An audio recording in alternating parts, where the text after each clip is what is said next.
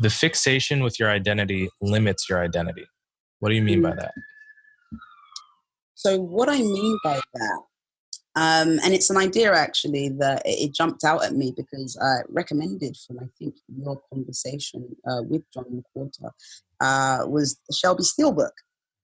And it was The Contents of Our Character, which I read recently.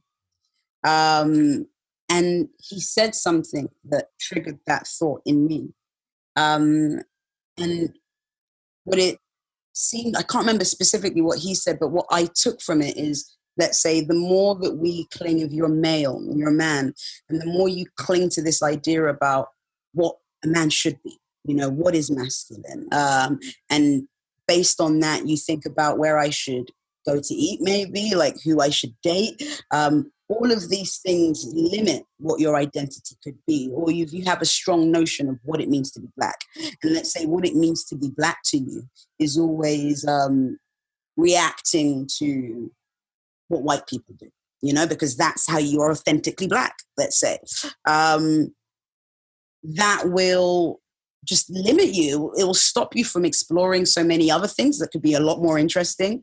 It will navigate what you think you should read, who you should hang out with, who you believe can understand you or empathize with you. I just think it's very limiting in that sense, the more that we are obsessed with trying to work out what being Black, male, or woman means. Yeah, so that's what I think. I think it's very reductive of our characters, the more sort of attached we are to them. I agree with all of that. But I think there's a line of pushback that could go something like this. Don't people need limits? Don't people crave limits? Don't people, I think in some sense, freedom, complete freedom, having no lines within which to draw is terrifying to people. And so why not go into your identity if it gives you a sense of structure in your life? If you find you're not able to be completely free form, why not go into your Blackness, go into your gayness, go into your trans identity, whatever it is that's meaningful to you, and identify with that? I mean, there's one thing to identify with it, and I think there's one thing to be obsessed with it. And I would just ask those people, we can all put whatever self-imposed limits on ourselves that we want. And I think discipline is a helpful thing.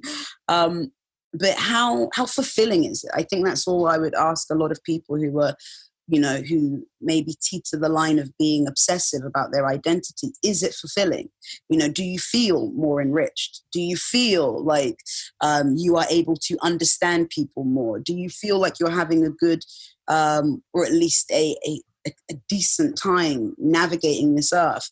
And if you feel that you're constantly paranoid, if you feel like you're constantly searching for ill intent and offense, I would probably suggest that you're not quite fulfilled.